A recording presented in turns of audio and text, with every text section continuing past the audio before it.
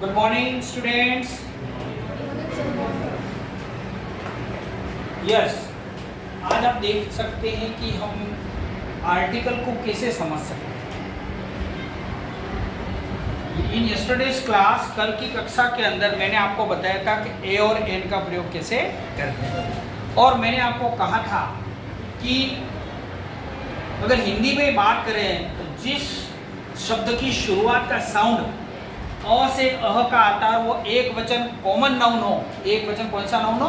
Common noun, तब हम उसके आगे एन का प्रयोग करते हैं। और मैंने कहा था कि जिस शब्द के शुरुआत का उच्चारण साउंड, क्या साउंड, अंग्रेजी का एक टॉपिक ही ऐसा है जो आंखों पर विश्वास नहीं करता है, केवल किस पर विश्वास करता है? कान पर विश्वास करता है।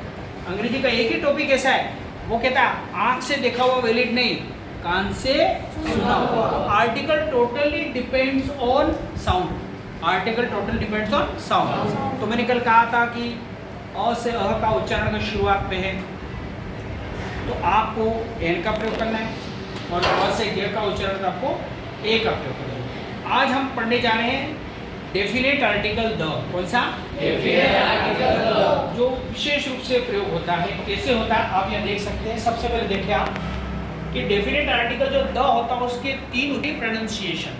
कितने प्रोनाउंसिएशन है? 3। उसको द भी बोलते हैं, डी भी बोलते हैं और धी भी बोलते हैं। अगर शुरुआत वाउल से हो रही है, शुरुआत शब्द की किससे हो रही है? वाउल से, तो आप वहाँ डी बोलेंगे। क्या बोलेंगे? डी। जब शुरुआत कॉन्सोनेंट से हो रही है तो आप उसको क्या बोलेंगे? द। लेकिन जब वो स्पेशल हो जाता है, सब क्या है सारे स्पेशल हो जाता है, तब इसको धी बोलते हैं। क्या बोलते हैं इसको? धी। समझ में आता हो? बड़ोड़ा तो धी स्पेशल चलता है। अब यहाँ देखिए कब कब प्रयोग करते हैं द का। याद रखना, जब भी कोई बात बड़ी तो द आ जाता है, तो बड़ी मतलब वो विशेष हो जाता है। छोटी है, एक शब्द तक सीमित है, तब तो ए और एन चलते हैं। और एक क्रॉस भी चलता है, क्रॉस भी आता है। कई बार आर्टिकल नहीं भी लगते हैं, क्रॉस आर्टिकल, जीरो आर्टिकल भी कहते हैं। क्या कहते हैं? जीरो। लेकिन कोई इतना कठिन नहीं आर्टिकल को समझना। It's very easy to understand how to understand article.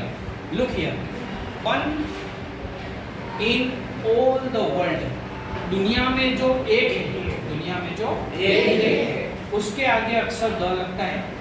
The Ganges, Ganga नदी एक है, द रामायण एक है। इस तरह से आप सारे एग्जांपल्स दे सकते हैं which is one in the world. जो दुनिया में एक है उसके आगे आर्टिकल क्या लगता है? द।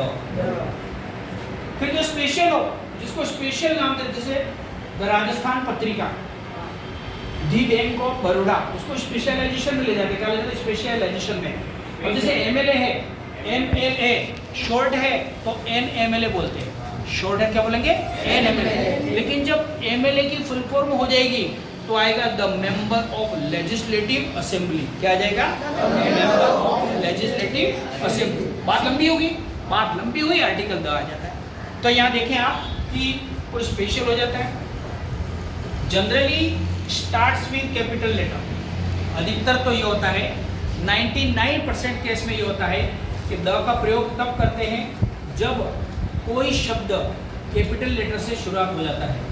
कोई किससे शुरू होता है? कैपिटल लेटर से। अब कैपिटल लेटर से शुरुआत होती हो तो द लग जाता है। क्या लगता है? द। लेकिन मैंने एक बात लिखी है, but no name and place, लेकिन वो नाम या स्थान होना नहीं चाहिए। और एक बात और बताऊं आप बच्चों, कि नाम और प्लेस के आगे भी द लगता है इस कंडीशन में। इस कंडीशन में कंपैरिजन में, कंपैरिजन यानी तुलना, कंपैरिजन यानी तुलना में आपको बताया था, एक छोटे व्यक्ति की तुलना अगर फेमस व्यक्ति से करते हैं तो फेमस के आगे द लगता है। एक छोटे शहर की तुलना फेमस शहर से करते हैं, एक छोटे जगह की तुलना तब भी द लगता है। तो लगता तो है, लेकिन कंपैरिजन में। कब? कंपैरिजन। कंपैरिजन का मतलब क्या होता है?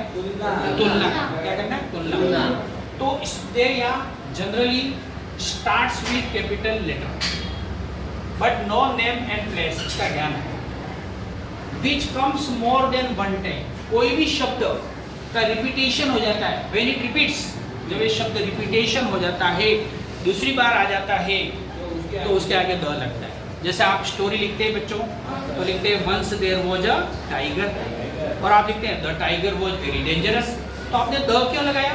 दूसरी बार आ गया। I like milk, the milk is very tasty, अब द मिल्क क्यों लगा? दूसरी बार। समझ में आ गया बात? तो व्हेन इट रिपीट्स, जब एक शब्द एक से दूसरी बार आता है तो आर्टिकल द का प्रयोग होता है।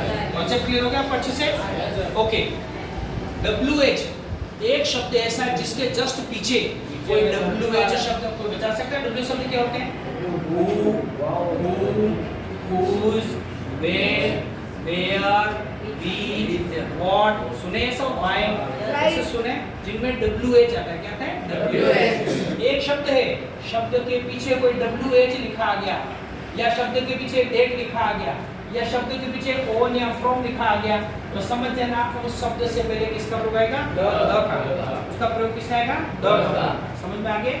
comes after that word।